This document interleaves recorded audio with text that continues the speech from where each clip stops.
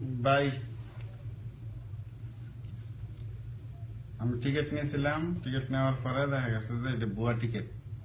আপনারা ভুয়া টিকিট কাটবেন না। আমি আরেক দোকান থেকে এখন চেক করাইছি, চেক করানোর পরে দেখা গেছে যে এই টিকিট, এই যে তিতাস টিকিট, এই ট্রাভেলসের যারা ভুয়া টিকিট দেয়।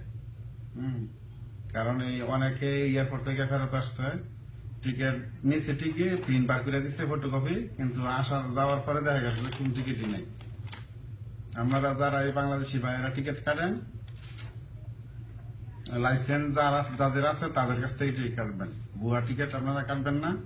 কারণ এখন আমি এই ভুয়া টিকিট দেখে এখন আমি কি করবো বুঝতে পারতেছি না। এখন এটা আইনের মাধ্যমে যাবো না, মালিক নিয়ে আসতে হইব, আইসা তারপরে হয়তো এটা আদায় করতে হইব। আপনারা যে টিকিট কাটবেন লাইসেন্স দেখে টিকিট কাটবেন।